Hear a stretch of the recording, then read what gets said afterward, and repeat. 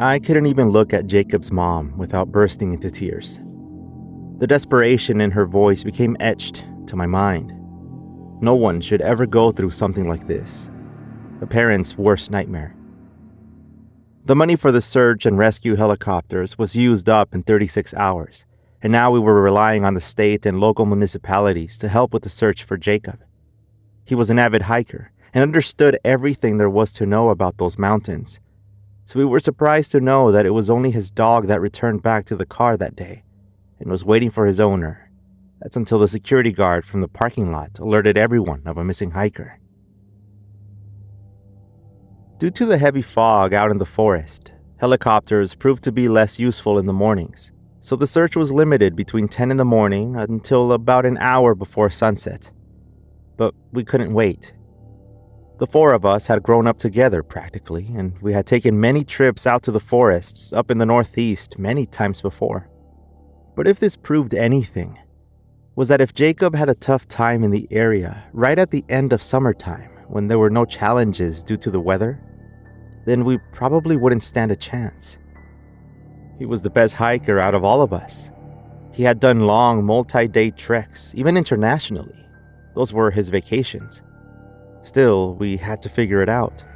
So with my law enforcement background, I went to work, trying to find as much information as possible as to where he might have gone. Carrie, his wife, logged into his computer for us, but we couldn't find any information except for the passes he bought for the parking lots and registering himself at the trailhead, which I then remembered sometimes required you to state your route and return window. The local police department had already gotten a hold of that information, and requesting it without jurisdiction was a tough thing to do. Although the guards and park rangers gave us his registration information when he found out what we wanted to do, which was go look for him by ourselves. "You guys outdoors people?" he asked us during our very first meeting. I don't know who we were trying to fool. This guy obviously knew all about the mountains and forests in the area, along with some of the legends. Enrique was a photographer and would do treks every once in a while, and Matt was more into video games and chess, a champion on the regional level and the smartest person I knew. The park ranger could tell. I didn't have much outdoor experience aside from the hikes we all did together, with some fishing at times, but there was a reason I joined law enforcement as soon as I could, and that was for things like these, being able to work in the office and figure things out. Jacob was the outdoors guy. Marcus's Peak was Jacob's destination, a 3-day walk up toward the lakes. It was a steep climb on some parts, but since his dog Timber was with him, he would likely be going around the main section and sticking to the dirt paths. His wife liked to joke that he took better care of Timber than her. I remember Timber barking back at the woods when we arrived at the trailhead the day Jacob went missing. He would run out toward the path and then come back to us, trying to push us to go. Everyone, the rescue team leaders, the rangers that got involved in the search, asked us to find as much information as we could about where he could have gone, but to not put ourselves in danger. When we decided to go looking for our friend while the rest of the group of search volunteers were starting to get organized, that's exactly where we would end up. In danger.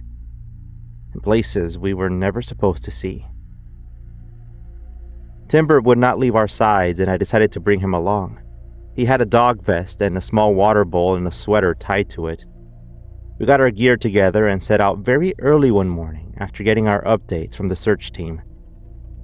Matt figured out the route for us and the most efficient way to begin crossing the areas. He brought along the GPS, a satellite phone, and everything we could possibly need to find our way back.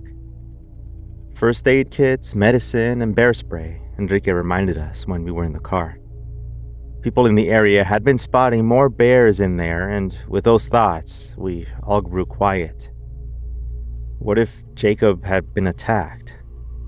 I mean, it wasn't a thought we wanted to have, but it was better to begin to face it now.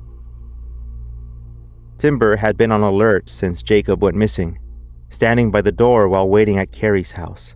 Since her parents had been staying with her, they claimed to see the dog trying to run away on several occasions, as though he knew where to find him. Timber was uneasy the whole drive there until we got to the entrance to the trail just before sunrise. when he started whining and trying to climb out the window. We got him ready in the car, and as soon as he got on a leash, he leaped out and tugged his way straight to the trail. We would be out for 3 days in the worst of scenarios, and in about 8 hours in the best of cases, assuming we had found Jacob alive and well, making our way back to the car or getting help to come find us. We had camping gear to be able to go deeper into the mountains. Those trails were not for ATVs or bicycles. The type of trail we were on would only be accessible on foot or on helicopter, but we were determined to get ahead of the volunteer groups, some of which had gotten Matt very angry because of their lack of efficiency and irrational fears of non-existent beings. His words, not mine. He was a very logical guy, and it took him a bit to truly express himself and explain what he was talking about. But from what we gathered, some of the volunteers were there just to get out of work, and others were hobby search and rescue people, believe it or not. But what really pissed them off were those that said that they hoped they would not be the ones to find Jacob. Those who have found victims before have become traumatized. And even though I knew where Matt was coming from, I understood whoever had said that. Finding someone first meant finding a dead body sometimes, something they wouldn't be able to deal with. It was tough either way. I mean, you want them to be found, but hope that you're not the one who does that if they're dead. And what's this thing about non-existing beings or whatever? Enrique asked from behind me. About the things they say that roam out here, and they weren't talking about the bears neither. They actually believed in them, as if creatures were actively hunting for people out here, and they were afraid of encountering one of them. You could tell Matt was still pretty angry. I knew of the myths quite well, in fact. It was through my grandpa that I learned of all the legends and monsters that were said to roam around the Great Lakes and Canada, of the ghost ships and sightings of lake creatures. The area was full of stories like that, including tales that came from Native American tribes like the Ojibwe, stories of a tall humanoid-type creature that would prey on humans and eat them. Enrique and I were more cautious when it came to dangers in the dark, not just from bears, but from things that we couldn't explain. Things our families had told us about and why we shouldn't step into the woods in the dark. The campfire was at its peak when we finally had our dinner ready. Imitation mac and cheese with white cheese powder mixed with water. Timber had his own food and was staring out into the woods, anxious to keep walking, his bowl untouched. Despite walking for hours, the dog kept his attention straight ahead, tugging at the leash the whole way, and yet he wanted to keep going toward the peak where Jacob was heading when he vanished. Nobody spoke very much. Our voices were nearly gone from yelling out Jacob's name as we walked. The toughest part of the hike would be the following day, and not because of the difficulty of the climb. We would avoid it altogether like we suspected Jacob had done to save Timber from climbing on sharp rocks. But that would also mean that we would have to be off map, like Matt had called it.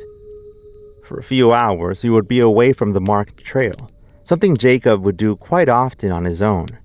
But it would be through the dark side of the hill, the one rarely walked through by newcomers because of the long distance it would take to get to Marcus Peak.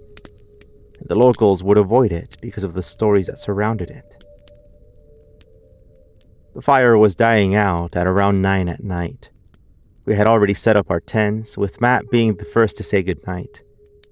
Enrique and I stayed up for a bit, looking at the glowing red and orange in the fire pit, and Timber was sitting next to us, staring into the dark. It was a kind of quiet that was loud enough to bring out your fears and still enough to calm you down in a bizarre balancing act, one that involved hoping that all of it had been a dream. The fire had died out about 15 minutes after that, and I was about to go into my tent when I heard Timber huff and puff toward the trail we were going to take the next day. And then he got in a protective stance and started growling deeply. And then he started backing away. "What's wrong, Timber?" Enrique asked, looking out into the woods. Two red, glowing embers could be seen from the shadows between the trees. We looked at each other, acknowledging that we could both see it.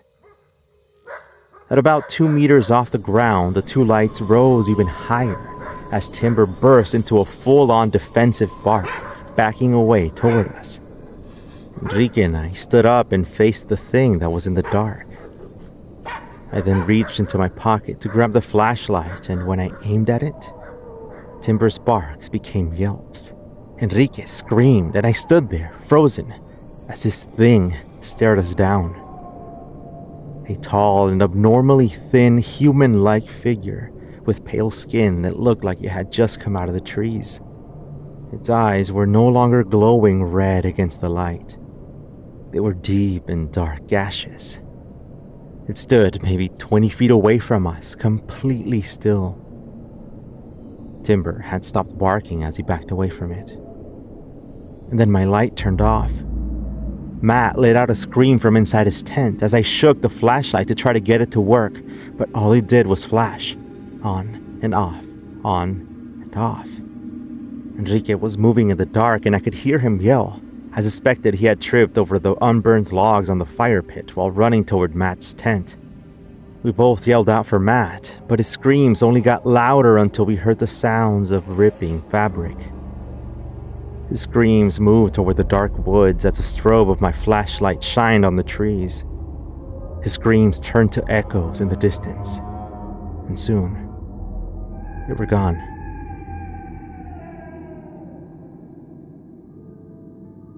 Enrique turned on his flashlight and aimed it at Matt's tent. It had been torn open, and we called for him, but Enrique said to grab Timber's leash and head back to the car right then and there, in the dark. With any luck, we would be there after sunrise. But still, we grabbed our backpacks and left everything else where it was, afraid of that thing we had just witnessed. We ran for the first half hour, and then once we reached a clearing, we stopped to catch our breaths. We didn't know what to say to each other. Matt was the one with the satellite phone, and he always had it strapped onto his body. But neither of us wanted to go after him. Even our most logical ideas seemed completely crazy at that time. But I know we had decided the right thing. We weren't about to go chase after that thing that was out in the woods, especially in the dark. And so we half ran, half walked the whole way back, with Timber leading the way, occasionally stopping to look back at us and behind us.